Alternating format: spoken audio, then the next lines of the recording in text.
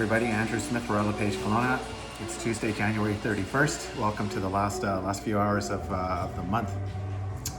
Market report for the week ending January 29th.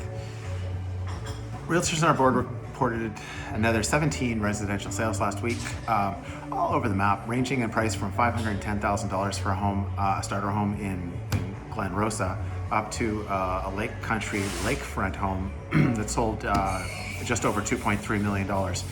That's normal. It's only 867 homes for sale in our entire board.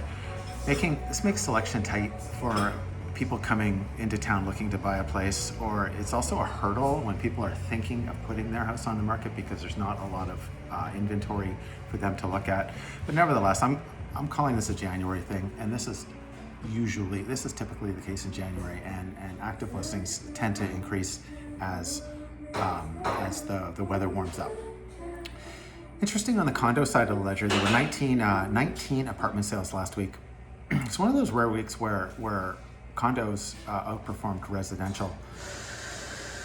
The gap's certainly narrowing as our city becomes more dense, housing becomes more dense, but just for an example, all of last year there were 1,430 apartment sales compared to 2,300 residential houses. So the gap was 900.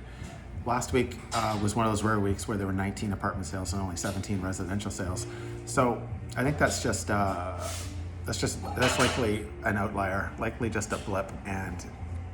But there's no question that that gap's narrowing.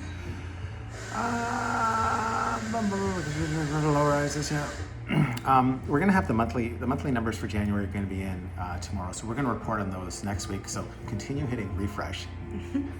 If you're out Monday or Tuesday, you'll get to see me again. We are at Bean Scene Pandozzi.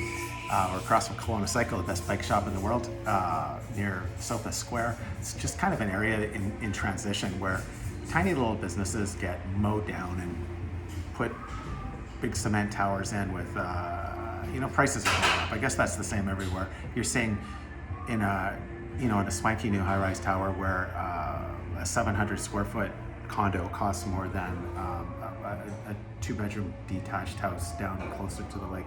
Nevertheless, that's where people want to live, and it's supply and demand. Really close to the beach here. This place is just popping in the summertime with yogurt shops, coffee shops. There's a sports bar a block away. A nice part of town. Thank you again for watching. Talk to you next Tuesday.